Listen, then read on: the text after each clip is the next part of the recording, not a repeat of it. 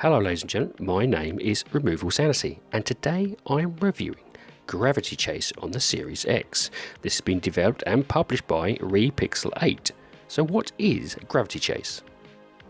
Gravity Chase is best described as an anti-gravity racing game that tries to follow the trendsetter Wipeout. The premise is you play as an unknown driver and you race to build up enough points to unlock the subsequent tracks for you to play on.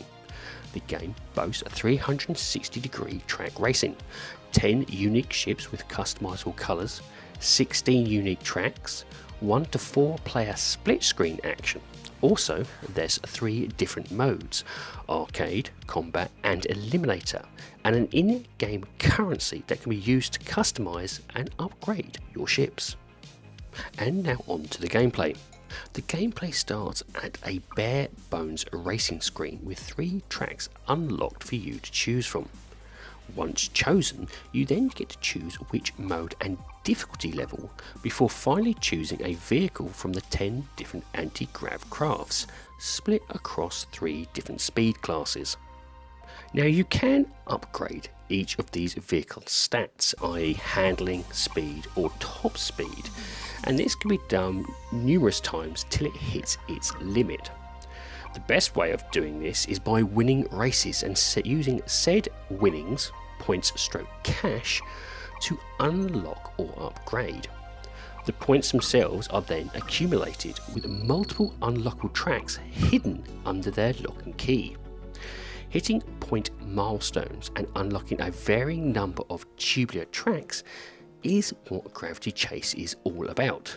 Cash is also accumulated, but it's solely used for vehicle upgrades instead.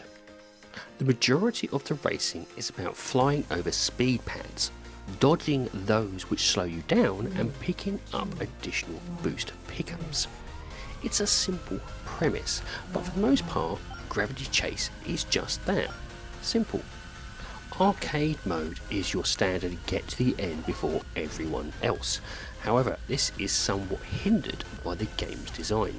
You see, you don't get a map with other racers' positions shown, and the game doesn't have a look behind view. In every event, it comes down to nailing down the throttle, dodging the red slow pads, and hoping for the best. Combat racing mode isn't that different either. It does allow you some pickup options, which let you fill an ammo meter if you can pick up the required box. Only then will you be able to make use of that ammo when your crosshairs begin to home in on other opponents.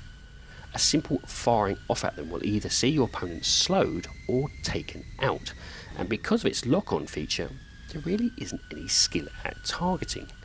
Good for you until it happens to you too.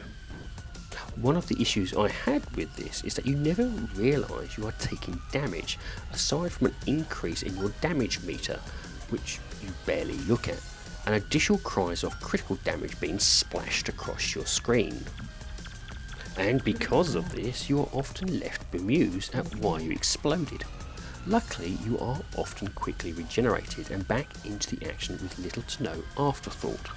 Now, there is a shield ability to activate, which does minimise the damage, but again, most of the time you're often too late to notice you're being damaged to activate it in time. The eliminator mode at least gives the players a bit more elements to play with. With a countdown in place, the game eliminates the racer in last position periodically as it ticks by. But as you can never tell your position in the game, this pretty much turns into a hit or miss experience. Control wise, the game is smooth and responsive, though I would say it can feel a little floaty on the vehicle at higher speeds, but this is to be expected. Speaking of controls, you won't find the layout on any option screen. This is a small overlay just before you get into the race, so don't click start too quickly, otherwise you'll miss it. Overall, it's not a bad experience, it brings nothing new and feels a little bare in the racing department. I will say, however, the option to have 4-player co-op in one screen is a welcome aspect. So what about the graphics? The game's visual style is good with its neon-infused visuals looking impressively fluid during the gameplay, with barely a hint of slowdown when speeds go super fast. The tracks all have bright neon colours and flashing lights, while the backgrounds are decent enough to fill in the void of the track being suspended in space, with a variety of swaying palm trees or fire-spitting volcanoes. The design does have a knock-on effect that makes most of the tracks look and feel very similar though, even with the later levels swapping out some visual palettes. The pickup's similar neon style also gets a bit much sometimes and can make it difficult to differentiate between your boost pads, power-ups and the opponent's light trails. They all just blur into one mass of colour and can be extremely disorientating when trying to navigate the track at higher speeds. As with everything in this game, there is no resolution option for performance or quality, but regardless, it does run smoothly. And so to the sound. The game's sound is where it really shines, with most tracks sound like an EDM remix of songs. The main menu music nearly sounds like a remix of a certain song by The Weeknd, with the odd note removed to ensure no copyright is claimed. In-game sounds during races feel appropriate and weighty, and the announcers do a nice job to push that futuristic aesthetic. Other than that, music really isn't anything to talk about, and is minimal as much as every other aspect of the game.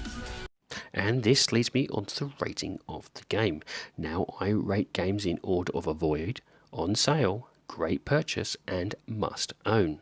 My rating for Gravity Chase is on sale. This game is a bit bare bones for my liking and doesn't really add anything new to the genre.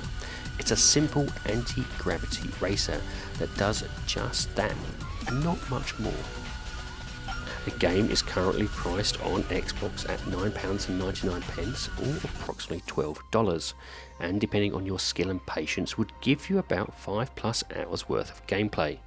Once you have upgraded all the ships and unlocked all the tracks, there isn't any replay value here other than racing against your friends in-house.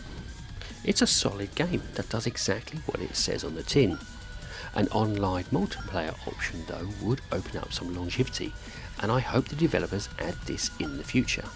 However, there is quite a few anti-gravity racers out there.